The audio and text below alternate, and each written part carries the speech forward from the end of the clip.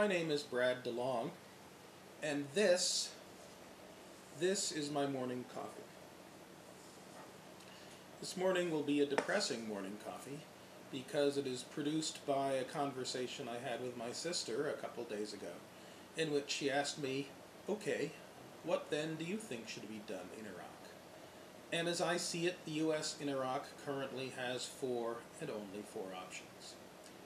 Option one is to start drafting people and start training the army of 500,000 Arabic-speaking military police that we will genuinely need in order to do in Iraq today what the British did in Malaya in the 1950s, that is, defeat the insurgency and reestablish a livable order in which people can lead proper lives.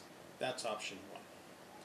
Option two is for us to find somebody who has 500,000 Arabic-speaking military police, since right now we don't, and turn the mess over to them, paying whatever price is needed in order to get them to assume this burden. Egypt, say. Egypt has things it wants that the U.S. can provide. Is there a price the U.S. can offer to do good things for Egypt that it would accept for deploying the force necessary in order to pacify Iraq?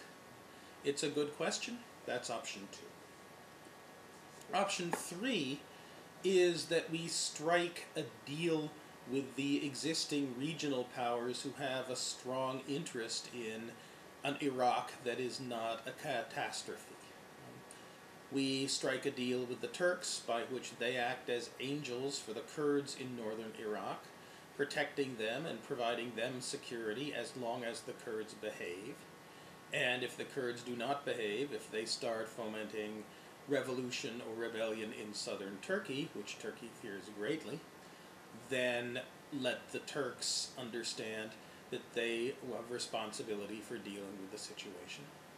Similarly, let the Iranians control and pacify the south of Iraq where their Shia co-religionists live, as in many measures they are already doing, if in return the Iranians agree that a peaceful settlement and a peaceful Iraq is in everyone's interest.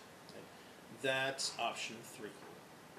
Option four, well, option four is for us to pull out and leave the enormous mess to be sorted out by whoever turns out to have the biggest guns and the most ruthless ability to kill people. All these options look to me like pretty bad ones. Option four looks to me like the worst. But which will the Bush administration choose? The Bush administration, of course, will choose option five. Stay the course, continue to grind up 10,000 American lives in dead or maimed casualties every year, and continue to train 30,000 new sympathizers and activists for Al-Qaeda and its ilk each year in the black cauldron that has become Iraq. What's the best thing to do? I don't know. I do know that we won't even be able to have a national discussion about what the best thing to do is, as long as Donald Rumsfeld remains Secretary of Defense, as long as Condi Rice remains Secretary of State, as long as Dick Cheney remains Vice President, as long as George W. Bush remains President. I'm Brad DeLong, and this has been my morning coffee.